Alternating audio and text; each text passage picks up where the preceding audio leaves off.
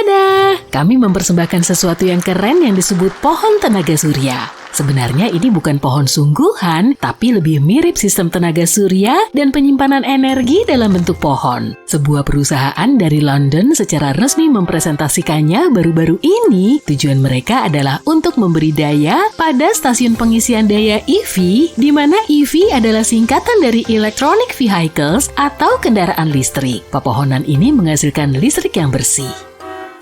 Perusahaan ini menciptakan pohon-pohon tenaga surya ini karena mereka ingin memanen tenaga ke dalam sistem penyimpanan dan manajemen energi atau IMS yang dijalankan oleh Artificial Intelligence. Sistem ini akan melepaskan dan mengatur semua daya dan kita akan bisa melihat generasi pertama dari pohon surya ini pada awal tahun 2023. Gak tahu deh kalau kamu, tapi aku bisa membayangkannya di halaman belakang rumahku. Bayangkan kamu sedang bersantai, menikmati secangkir kopi yang tersembunyi di bawah puncak pohon, dan kamu bisa mengisi daya laptop atau ponsel tanpa harus masuk ke dalam.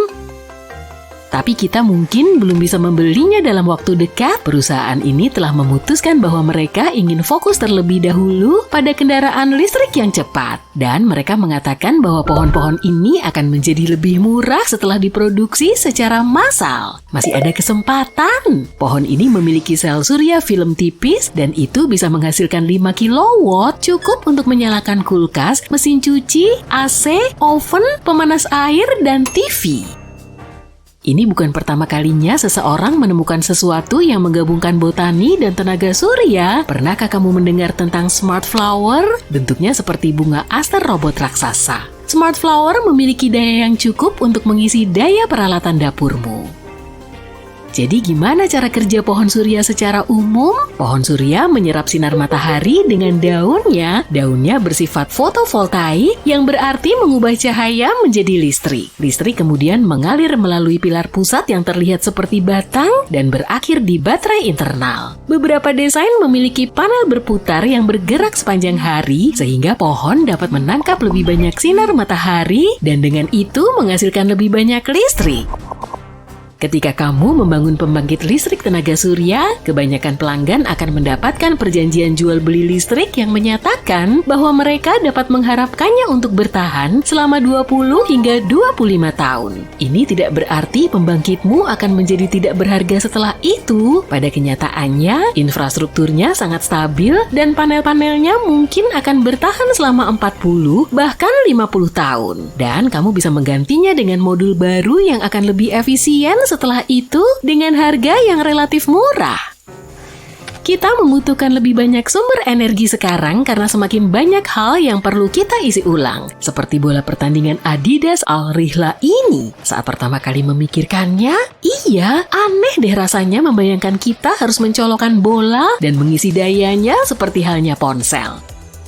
Tapi beberapa bulan sebelum Piala Dunia, kita mendapat kabar bahwa hal ini benar-benar terjadi. Akan ada bola pertandingan dengan teknologi sensor AI. Kegunaan bola ini adalah untuk membuat keputusan yang diambil wasit menjadi lebih akurat. Bola ini juga mengumpulkan data dan statistik pertandingannya, sehingga orang dapat menganalisis pertandingan dengan lebih baik.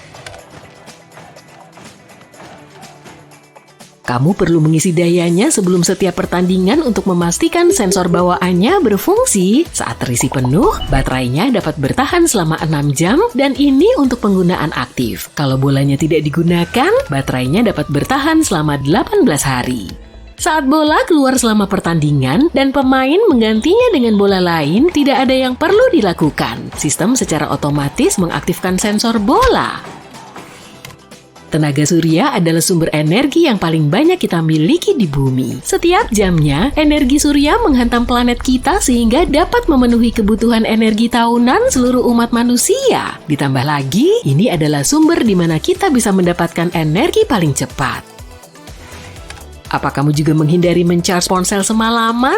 Sebenarnya ini bukan masalah besar seperti yang dipikirkan kebanyakan orang sih. Kamu nggak akan merusak ponselmu dengan melakukan hal itu. Teknologi pintar bekerja dengan cara menghentikan pengisian daya baterai ponsel ketika sudah penuh. Ponselmu juga tahu bahwa ia harus mulai mengisi daya lagi jika bateraimu sedikit kosong saat masih dicolokkan.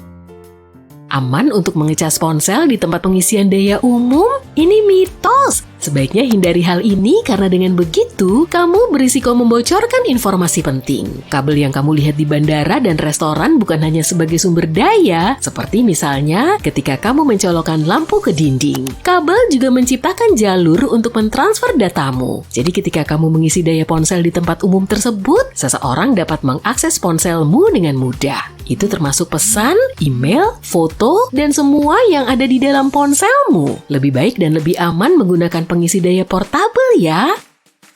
Kamu tahu, ketika kamu membeli ponsel baru dan semua orang memberitahu bahwa kamu harus mengisi daya penuh sebelum menggunakannya, ya kamu bisa melakukannya kalau mau, tapi itu tidak perlu. Kebanyakan produsen mengatakan hal ini untuk memberikan kesan pertama yang baik. Pada saat kamu memegang ponsel baru di tanganmu, proses produksi dan pengujian mungkin telah menghabiskan hingga setengah dari bateraimu. Jadi jika kamu berharap baterai barumu akan bertahan selama 8 jam, dan pada kenyataannya baterai tersebut hanya bertahan selama 4 jam, kamu mungkin mendapatkan kesan yang salah tentang ponsel barumu.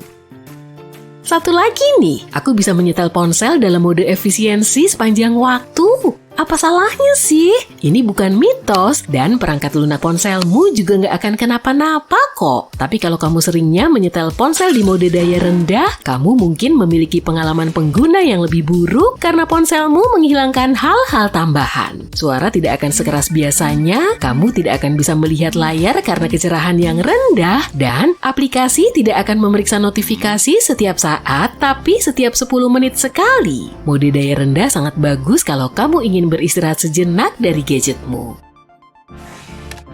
Kata temanku, jangan mengisi daya ponsel kalau baterainya belum sampai 0 dan mati. Aku udah ngecek sih soal ini, dan seperti yang diharapkan, hal itu nggak benar. Lebih baik mengisi daya baterai lithium ion sebelum ponselmu kehabisan daya. Jenis baterai ini agak lupa berapa tingkat kapasitas maksimumnya. Jadi ketika kamu mengisi ulang, baterai ponselmu mungkin tidak akan terisi ulang ke level awal. Baterai ini mungkin menurunkan kapasitasnya karena mengira baterai sudah terisi 100%.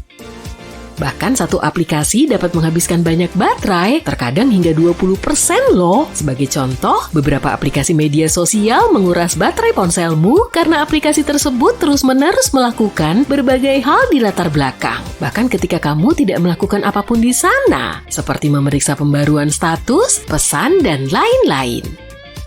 Gak ada gunanya mematikan ponsel untuk menghemat baterai. Ini gak benar kok. Sebagian besar dari kita tidak sepenuhnya menutup aplikasi, bahkan setelah kita berhenti menggunakannya. Semakin banyak aplikasi yang berjalan di latar belakang, semakin pendek masa pakai bateraimu. Jadi matikan ponselmu setidaknya seminggu sekali untuk menutup semuanya, misalnya saat kamu lagi nonton bioskop atau mengadakan rapat yang panjang di tempat kerja. Dengan begitu tidak akan ada tugas yang aktif di latar belakang ponselmu dibanding dengan 20 atau lebih tugas setiap 10 menit.